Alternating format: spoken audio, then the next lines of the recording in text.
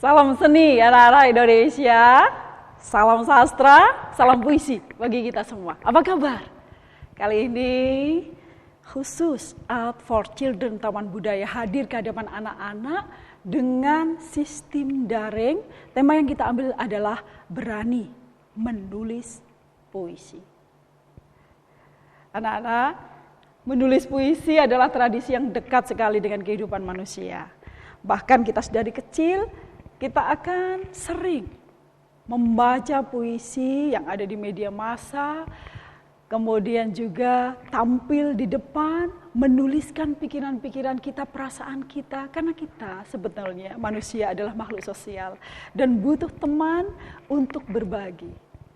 Tetapi dengan puisi, setelah kita mengakrabinya, bersahabat dan berteman dengannya, kita bisa suka membaca. Ini poin yang terakhir barangkali yang perlu dicoba oleh anak-anak di rumah. Bagaimana caranya menulis puisi?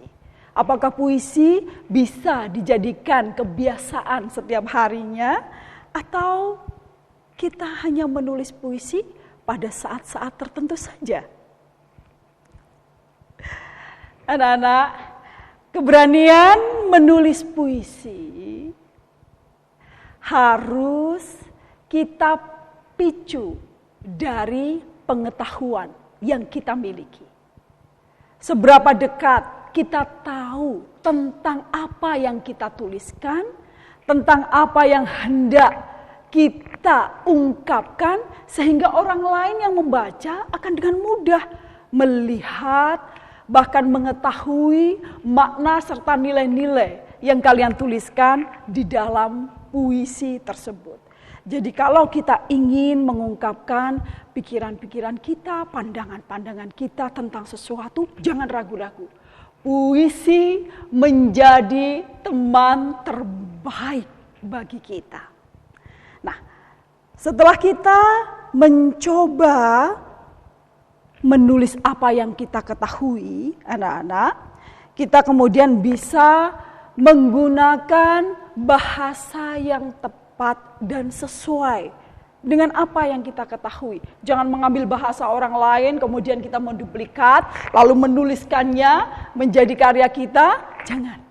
Ya, di sana kita sangat dekat sekali dengan diri kita sendiri. Seorang penyair, seorang kreator, sastrawan, dia dekat sekali dengan dirinya sendiri. Jadi apapun yang terjadi adalah bagian dari pengalaman yang dia miliki.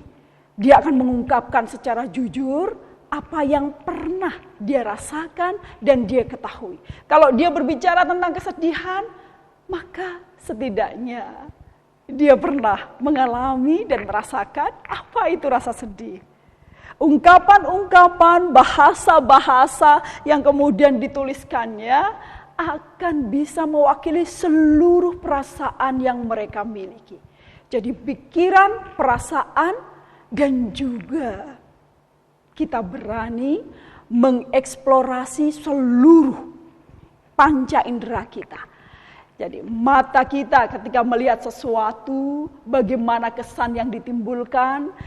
Telinga kita ketika mendengar sesuatu, suara-suara, bunyi musik yang indah, semua akan menimbulkan kesan yang hebat pada diri seorang kreator. Nah, ketika kita menulis puisi, anak-anak, puisi tersebut bukan hanya dihadirkan dan dimunculkan untuk mewakili perasaan yang kita miliki, tetapi dia memiliki kekuatan untuk menghipnotis dan mengantarkan, menjadi alat memberikan nilai-nilai, mengusung nilai-nilai yang akan disampaikan kepada seseorang. Jadi menulis dimulai dengan mengetahui dan kemudian dengan pilihan bahasa yang tepat dan sesuai menurut kita, jujur apa adanya, tanpa perlu berbohong dan direkayasa, dan kemudian Seluruh panca indera kita yang kita miliki adalah aset besar seorang penulis, seorang sastrawan. Jadi kalau anak-anak misalnya sedang melakukan perjalanan jauh kemana gitu, dan kemudian perjalanan itu menimbulkan kesan yang sangat indah, maka luapkan dengan puisi. Ingatlah untuk berdekatan dengan puisi agar apa? Agar perasaan kalian bisa tertuntaskan dan terwakili menjadi kalimat-kalimat yang indah, kalimat-kalimat yang akan hadir dan setiap orang akan merasakan bagaimana energi positifnya. Kalau kalian misalnya mengalami peristiwa tentang kesedihan, duka, lara, semuanya bisa diungkapkan dengan puisi. Jadi puisi menjadi sahabat akrab kita karena kita berani menuliskannya bukan dengan hal-hal yang kita pilih saja, tapi semua yang kita miliki.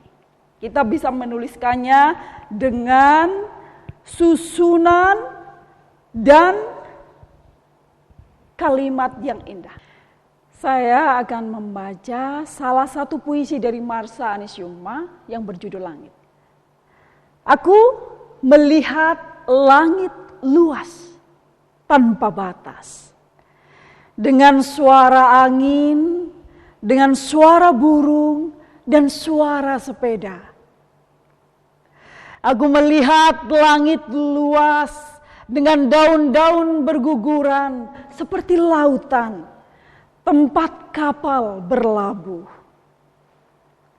Seperti mawar biru yang sedang mekar di pagi hari.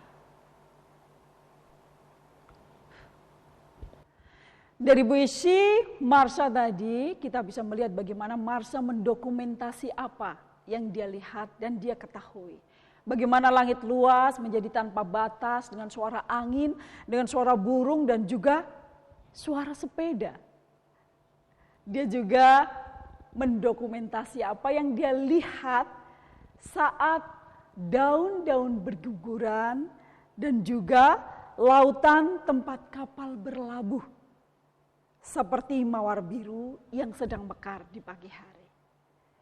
Jadi pada dasarnya anak-anakku, menulis puisi adalah mengeksplorasi seluruh panca indera kita, mulai dari melihat,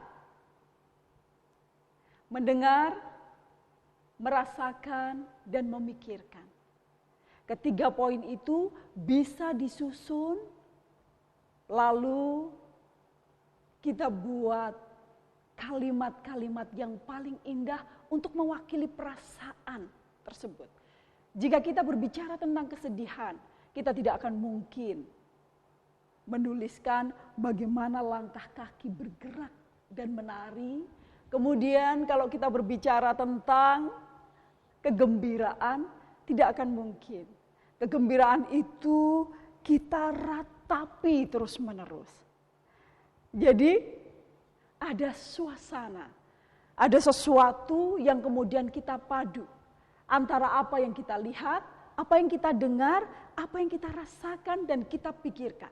Ungkapkan dengan kalimat-kalimat yang sudah kita pilih.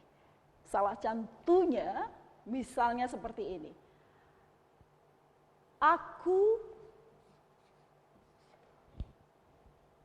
suka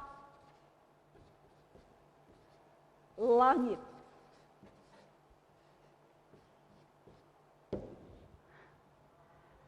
Aku suka langit. Langit pada saat malam atau langit pada saat pagi? Ini yang harus diperjelas. Jadi ketika kita menuliskan tentang langit, tentang perasaan kita pada sesuatu yang tidak bisa lagi diungkapkan melainkan dengan kata-kata yang kita pilih, maka kemudian kita pertegas lagi apa yang sudah kita tulis tersebut dengan kata-kata lainnya. Misalnya, aku suka langit biru. Ini dari pandangan mata kita. Aku suka langit malam.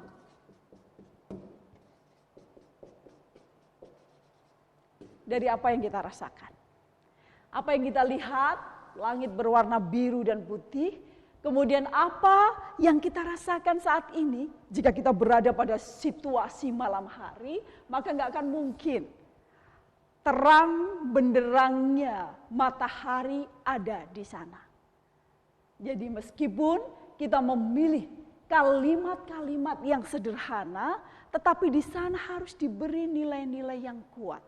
Nilai-nilai itu hadir dari perasaan kita sendiri ketika kita mulai masuk dan mencoba membayangkan situasi dan peristiwa yang sama yang kita alami.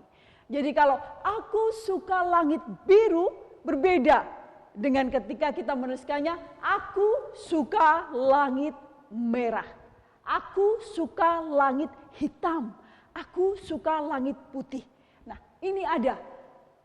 Hanya eksplorasi warna biru, hijau, merah, hitam, putih, tetapi semua memiliki makna yang berbeda. Nah, anak-anak tinggal bermain dengan kata-kata tersebut, ya.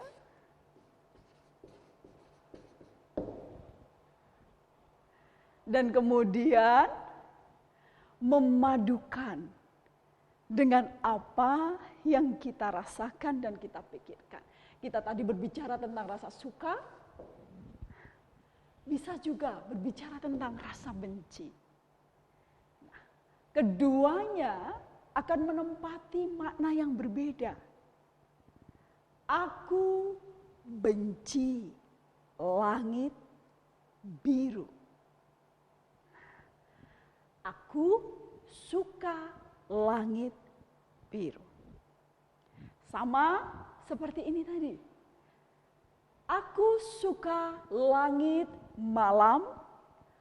Aku suka langit pagi.